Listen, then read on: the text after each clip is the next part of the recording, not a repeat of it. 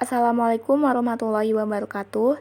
Kali ini, kelompok kami akan mempresentasikan mini project praktikum kimia industri dengan judul Pemanfaatan ekstrak daun pepaya sebagai pestisida alami, di mana anggota kelompok kami yaitu yang pertama, Diva Safinaza Sutandi dengan NIM 2023101, yang kedua yaitu saya, Fairuz Afidatunuha dengan NIM 2023103, dan yang ketiga Muhammad Rifki Aliuddin dengan NIM 2023108.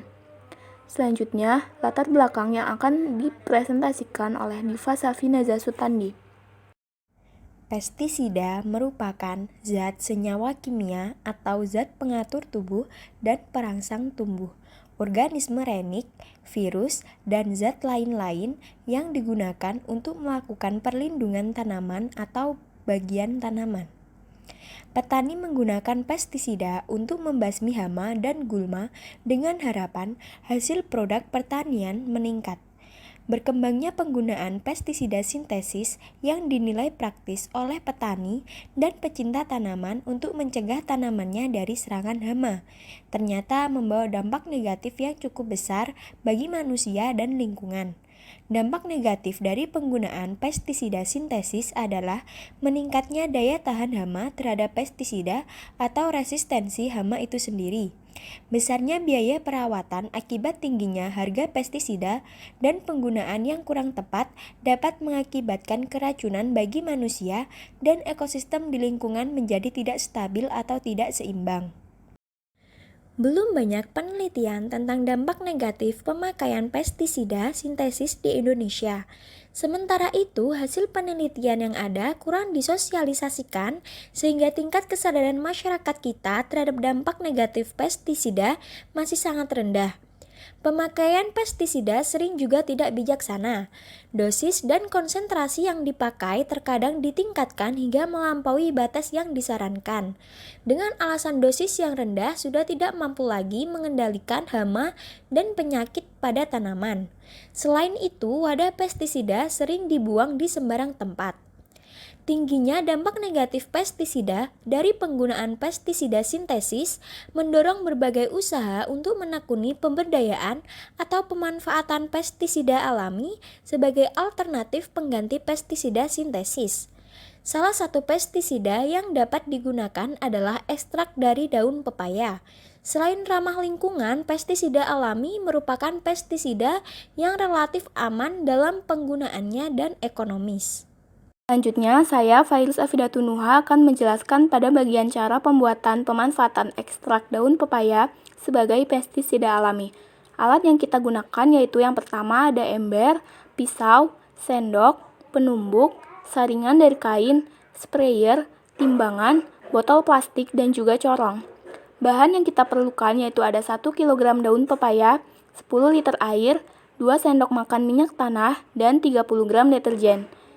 Cara pembuatannya itu sendiri yaitu dengan disiapkan 1 kg daun pepaya, ditumbuk hingga halus, ditambahkan 10 liter air, tambahkan 30 gram deterjen, dan ditambahkan 2 sendok makan minyak tanah.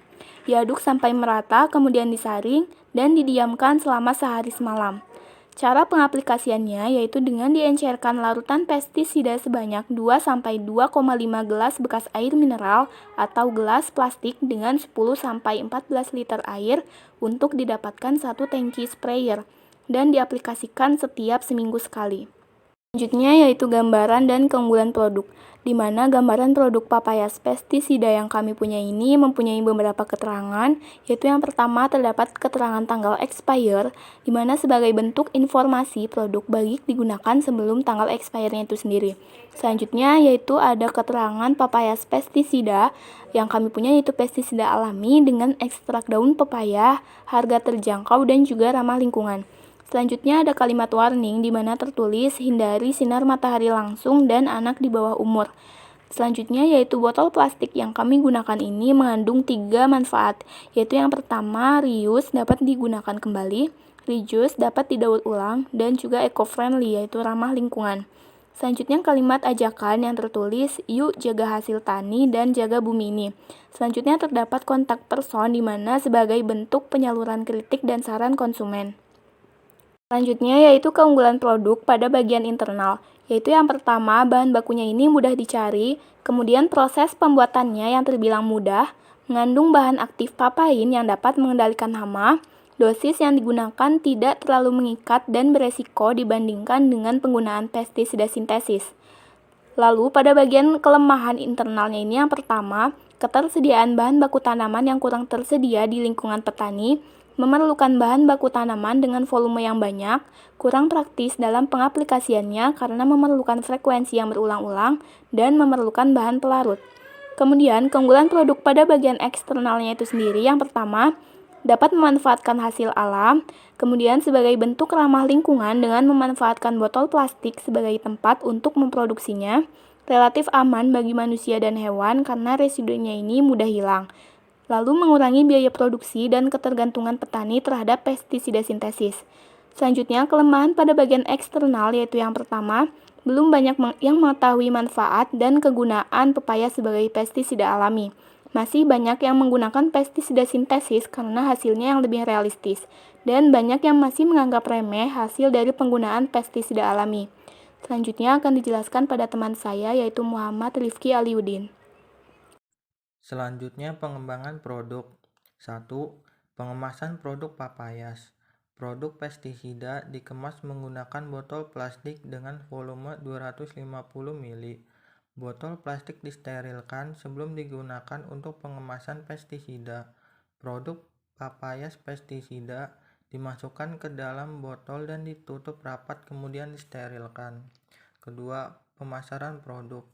Penjualan produk dilakukan melalui media promosi berbasis online, website produk, media sosial seperti Instagram dan Facebook, dan e-commerce seperti Tokopedia, Shopee, dan blibli.com.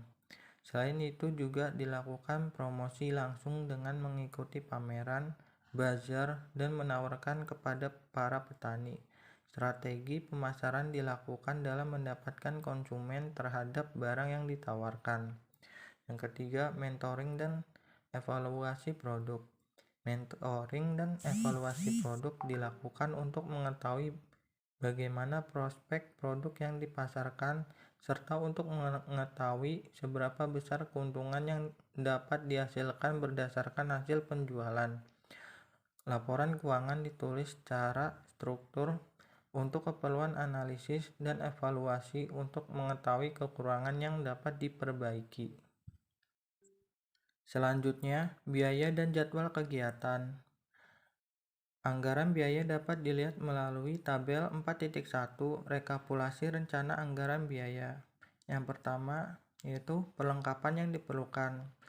Biaya yang dikeluarkan yaitu 546.000. Yang kedua, bahan habis pakai. Biaya yang dikeluarkan yaitu 3.360.000. Yang ketiga, transport lokal. Biaya yang dikeluarkan yaitu 300.000. Yang keempat, lain-lain. Biaya yang dikeluarkan yaitu 1.350.000. Jumlah keseluruhan total yaitu 5.556.000. Jadwal kegiatan dapat dilihat melalui tabel 4.2 rencana jadwal kegiatan. Menyusun rencana kerja dan pembagian kerja di bulan pertama. Survei harga bahan dan penyewaan di bulan pertama. Pembelian bahan di bulan pertama. Proses produksi di bulan kedua, ketiga, dan keempat. Promosi dan pemasaran di bulan keempat. Menyusun laporan keuangan di bulan keempat. Dan evaluasi di bulan keempat. Sekian presentasi dari kelompok kami, kurang lebihnya mohon maaf. Wabillahi taufiq wal hidayah. Wassalamualaikum warahmatullahi wabarakatuh.